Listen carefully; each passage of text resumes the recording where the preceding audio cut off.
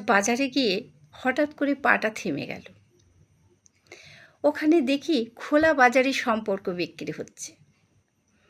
আমি আস্তে আস্তে গিয়ে দোকানদারকে জিজ্ঞেস করলাম, কত দাম ভাই সম্পর্কগুলোর?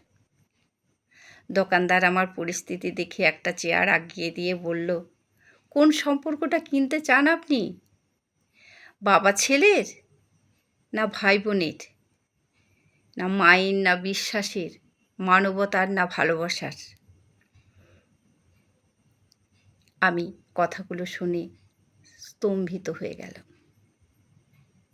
কিছুক্ষণ পর দোকানদার উচ্চস্বরে আমাকে বলে উঠল, আরে ও মাইজি, কিছু তো বলুন, চুপ করে দাঁড়িয়ে থাকলে হবে?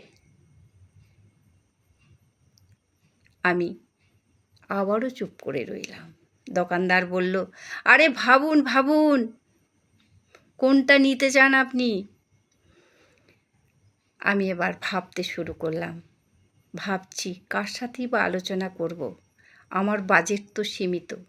যার সাথে আলোচনা করার সে তো আমার হাতের নাগালে নেই। শত চেষ্টা করলেও তাকে আমি আর হাতের নাগালে পাবো না। তাই নিজের সিদ্ধান্ত নিজেই নিয়ে ভয়ে ভয়ে দোকানদারের কাছে গিয়ে বললাম, ভবের বাজারে যখন এসেছি একটা সম্পর্ক তো আমাকে নিতেই হবে। দোকানদার বলল, হ্যাঁ বলুন, কোনটা নেবেন? আমি বললাম, বন্ধুত্বর। দোকানদার আমার কথা শুনে কাঁদতে শুরু করলো। দু চোখ দিয়ে জল বয়ে গেল।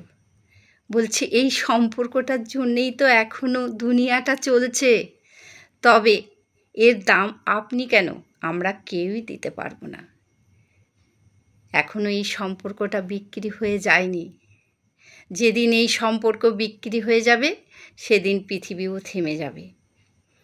আমি আমার বন্ধুত্বের সম্পর্ক নিয়ে আমার অস্থায়ী গন্তব্যে ফিরে এলাম। আর আস্তে আস্তে ভাবলাম, হে গোবিন্দ, কবে আমাকে তুমি কোথায়, কিভাবে, কি পরিস্থিতির মধ্যে তোমার স্থায়ী গন্তব্যে নিয়ে যাবে? বিদায় বন্ধু, বিদায়। আমার মতো কে কে বন্ধুত্ব কিনতে চাও বলো?